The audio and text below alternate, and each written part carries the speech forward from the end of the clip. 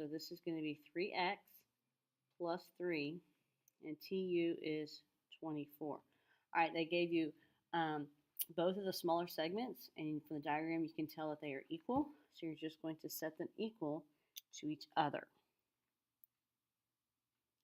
So 3x plus 3 equals 24.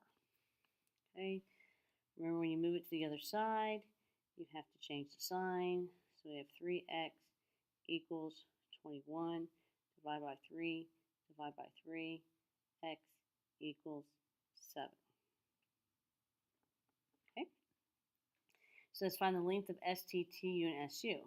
Well, we already know that TU is 24, so 7 times 3 is going to be 21 plus 3 is 24. So we know that SU is going to be 24 plus 24, which would be 48. Okay. Okay. All right. Number 6. Measure of AOC 67. Always label your diagram. If it's on the big angle, put it outside of the angle so you know it's the big angle. Okay, so then we have measure angle BOC is 2x plus 10, so same thing. Go ahead and label your diagram. Okay, AOB is 4x minus 15. Okay, you have the two smaller sections of your angle, and so you're using the angle addition postulate. So you're going to say 4x minus 15 plus 2x plus 10 equals 67. Okay, remember that they're on the same side of the equal sign. We're on the same side of the equal sign. You're combining like terms. So 4 plus 2 gives you 6x. Negative 15 and positive 10 is going to give you negative 5. Okay, so make sure when you're doing your algebra, you think about your rules you learned last year. Numbers with numbers, letters with letters.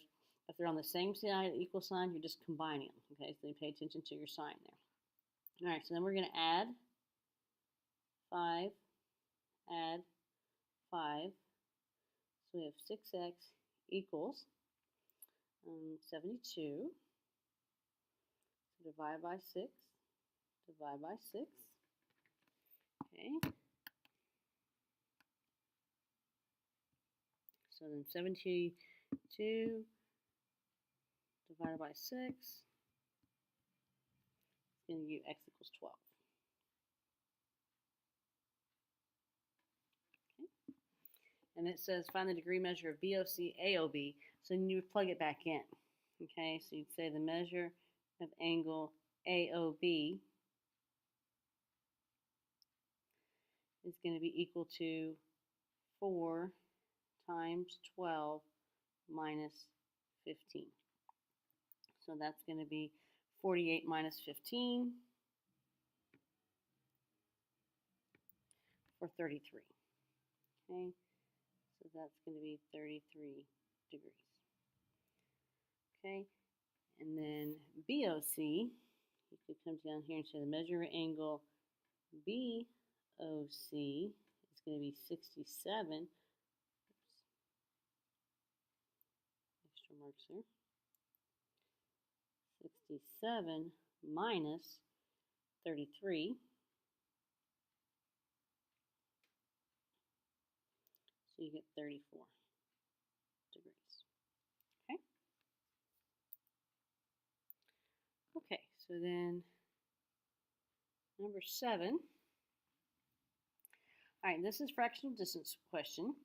Okay, so the first thing you have to do is figure out how far it is between your 2 points they give you. So 5 to 11 is going to be 6. Okay, so the first thing I'm going to do is do 11 minus 5, and that equals 6. You just want the absolute value there. Okay, so then you're going to take that 6, you're going to multiply that by whatever fraction. Okay, multiplying fraction. 6 times 2 is 12, divided by 3 is going to be 4. Okay, and then you're going to have to add that back. Okay, so you're going to add that back to your starting point. So 5 plus 4 is going to give me 9. So Z is located at 9.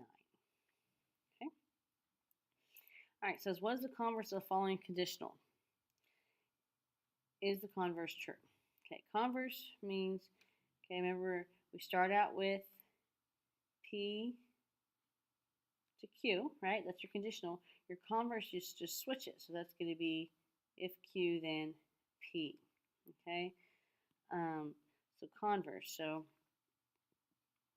if a number is divisible by 10, that's divisible by 9. So we're looking for if a number is divisible by 5, then it's divisible by 10. So this is going to be my converse. Okay, you just switch them. Okay, and then it says, is that going to be true? Okay, if a number is divisible by 5, then it's divisible by 10. Well, 25 is divisible by 5. Is it divisible by 10? No. Okay, so this is false, and there's my counter example. Okay? Okay. So this says, find the coordinates of the midpoint segment whose endpoints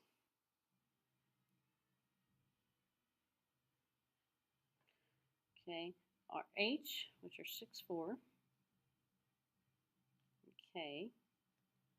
So this is 6, 4, and this is 2, 8. Midpoint formula. Okay. Your midpoint,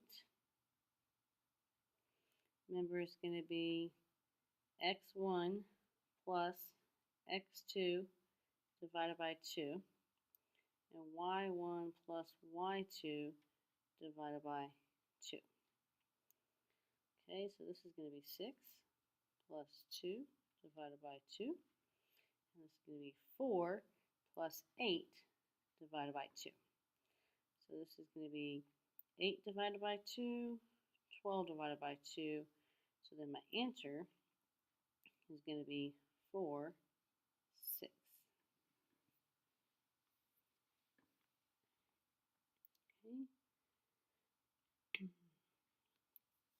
Okay, number 10. What's the rule that describes the translation of ABCD to ABCD prime? Okay, so pick a point here. Notice these count by 2's. Okay, so this graph goes by 2's, so be aware of that.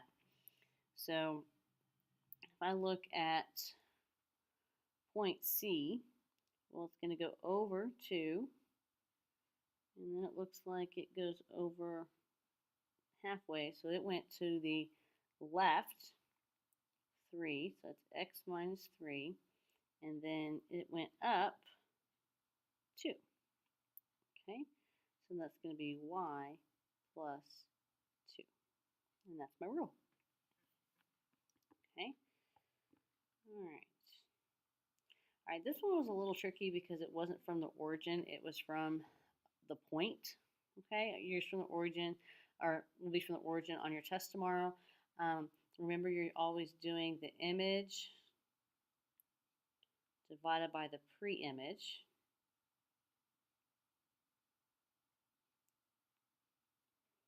Okay, so you're always doing the image divided by the pre-image. Okay, so in this case, okay, that's your K, scale factors, image divided by the pre-image. In this case, we're just going to look at how, because it's from a point rather than a the origin. So from here to here, okay, remember that's going to be 8, and that's going to be, or that's going to be 8 plus 2 is 10, so that's going to be 12. Okay, and notice dashed line figures the dilation image of that, so that's your second one. So this is going to be K equals 12, and then your smaller one is only 4. So 12 divided by 4 is going to give you your scale factor there. Okay, now suppose that on your test tomorrow, you're going to have normal points to the origin. So let's say that our original A is at 3, 2, and our A prime is located at 6, 4. Okay, you only have to do one of them, so you're going to do image, so you're doing A prime over A. We just need to do the x value or the y, so that's going to be 6 divided by 3, which gives you 2. Okay, remember those are both going to be enlargements because it's greater,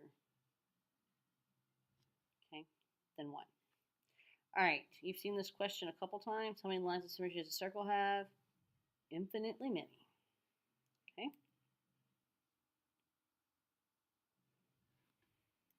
All right, number 13. Figure has rotational, so find the angle